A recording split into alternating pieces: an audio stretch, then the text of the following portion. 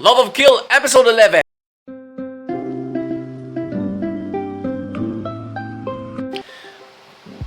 Backstory pa rin.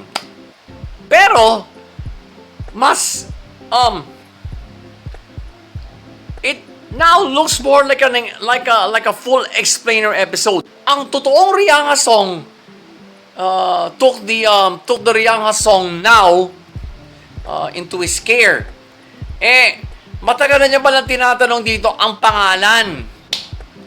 Hindi hindi niya matanong-tanong dahil siyempre he gets caught up in some things. Tumawag sa kanya yung principal nila, si Mr. Noble. Si Litz Noble. Ito pala ang totoong ama ni Shato. So, tumawag, sinabi na, please hurry up. Please look after my daughter. Parang ganun na sinasabi. Then, over the phone, he just heard, pak! May bumaril. Sinabi ng Rihanna ngayon, hang up. I'm sure the shooter is on the other end of that. The shooter turned out to be Xiong Wu. Yung itinumba niya sa loob mismo ng Santokai. As the story goes, yung palang package na sinasabi ni Litz Noble na mahanap nila agad, it's a suitcase that contained his daughter, si Shato. She was young enough to fit inside that suitcase. Ganon siya kabata.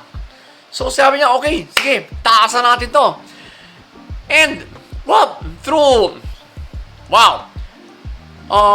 the Rihanna now showed his carjacking skills. Abay, marunong pala mga bata pala, puta, karnaper na pala to eh. That's why they were able to get that car. At yung totoong Rihanna ang nagdadrive, which was seen in previous backstory sequences. That's why they were able to get that car pala. Shato needed to take a pee, so dumamo na sila sa isang gas station. Pero, napansin na ng Rihanna ngayon na meron nagmamanman sa kanila. Sabi nila sa totoong Rihanna, umarangkata ka na. May nakapansin sa atin dito. So, sunod na rin. They ended up in this really old cabin, and they decided to retire for the night. But not for the Rihanna now. Nakalata niya na he hasn't got until tomorrow to leave. So nakalata ng Rihanna ngayon, and just left with his bag. Well, realizing his mistake, the real Rihanna went off to go after him, leaving Shato inside that house. So ang nangyari, takot na takot yung bata at nakita niya yung derringer ng totoong Rihanna. Hindi na naabutan ng totoong Rihanna yung Rihanna ngayon. So, bumalik siya sa cabin at napansin niya na parang nawawala si Shato. So, hinanap niya. Until he came to this cabinet drawer na doon pala nagtatago si Shato. All of a sudden, shots went off. Ayun, nakabulagta ang totoong Rihanna. So, this means si Shato pala ang tumumpa sa totoong Rihanna. So, while this was going on, nasundan na pala yung Rihanna ngayon na mga nakaaway nila noon when he saved the real Rihanna's life. And all of a sudden, ayun, again, shots went off. Then, final scene, ayun, we went back to the current timeline. Yeah. I'm sorry si Shato sa Rihanna ngayon. Wow.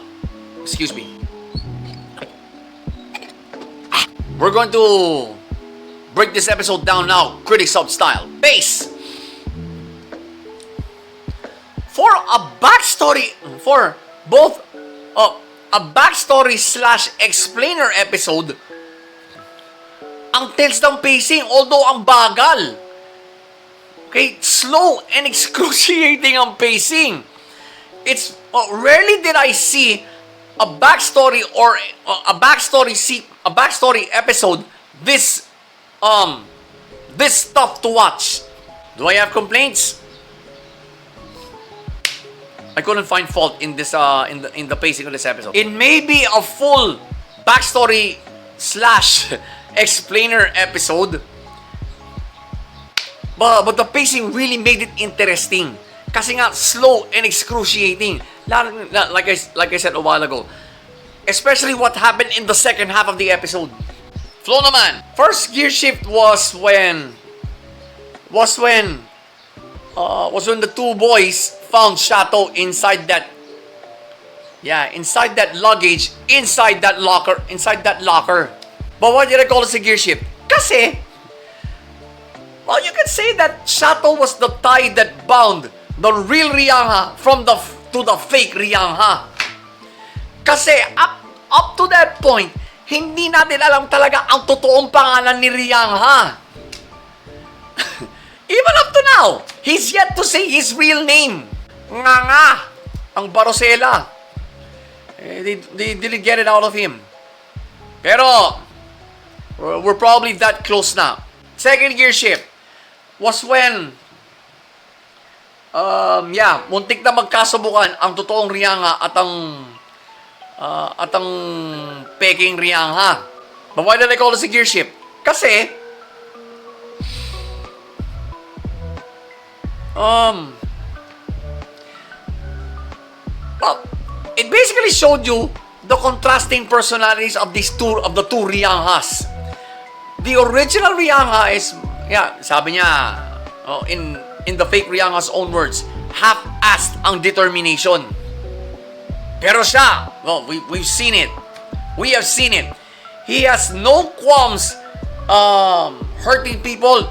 He has no qualms absolutely when it comes to killing people.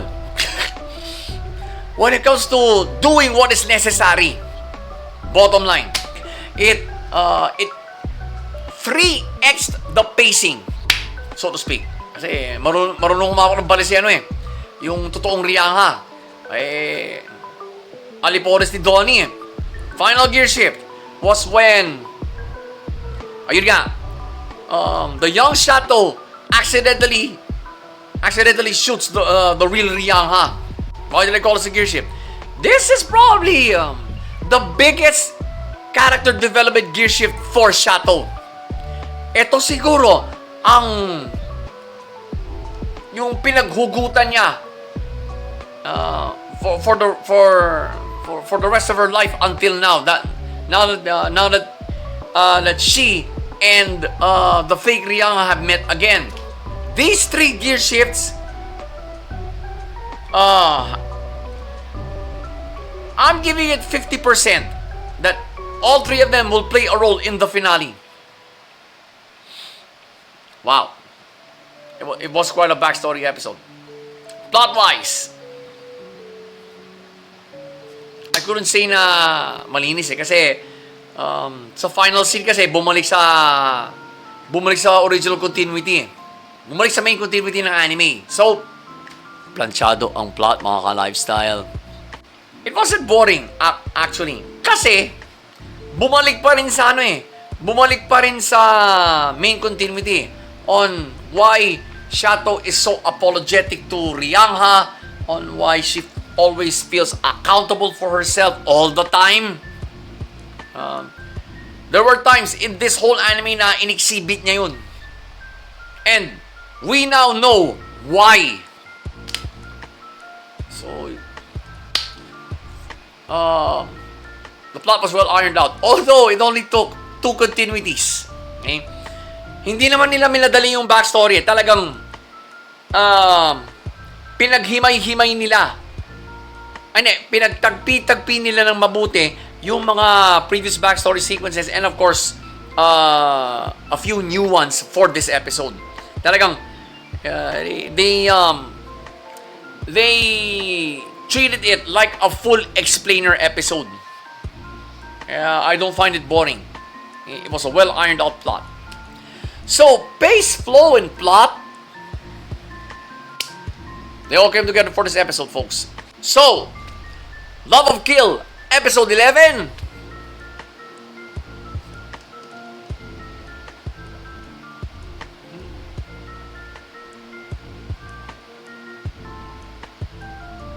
Deserved. 2 thumbs up. Bakit? Although, yeah, you know how I feel, guys, about full backstory episodes. Pero, this totally explains kung bakit ganon ang mga backstory sequences in some of the previous episodes. Lalo na sa pilot. Bakit, merong patay na teenage boy, meron dong buhay na batang babae na natagpuan who happened to be Shato. And, magtataka kung bakit merong Riyanghan na patay, samantalang yung Riyanghang bida rito, buhay na buhay. Alive and kicking some ass. Okay? Alive and a real ass kicker. So, you just couldn't discount the value of this episode in this road to the finale. Ganong kataas ang value kasi ng episode na to. Dahil, ini-explain na nga niya finally, that, well, they were all connected. The fake Riyangha, the real Riyangha, and Shato. Si Shato, trabaho pala ng totoong Riyangha ito. Na, well, siguro, pinapakidnap sa kanya ni Donnie ito. Dahil baka itong si Liz Noble, may malaki ang utang. Siguro malaki ang utang nito kay Donnie. At, Donnie just thought of, saying that the bill is due. Siguro pambayad utang itong anak niya. And the real Riyangha took it upon himself to, well, defy Donnie's wishes alongside the fake Riyangha. Pero nakapagtataka rito kung bakit sa crime scene when natagpuan si Shato, wala na yung peking Riyangha. And, well, I bet we're going to find that out in the finale. So, we'll just have to wait for it next week, mga ka-lifestyle. So again, Love of Kill, episode 11, 2 thumbs up. Another 2 thumbs up for Love of Kill, mga ka-lifestyle. Let's just wait for the finale. If the finale is really good, yup, this justifies this episode. So, Patreon, wait for my next upload. And for those of you who are still stuck with the CHD, well, you still have one more week to possibly follow me on my other socials being pointed at. In the meantime, enjoy this review, and I'll see you in the next one.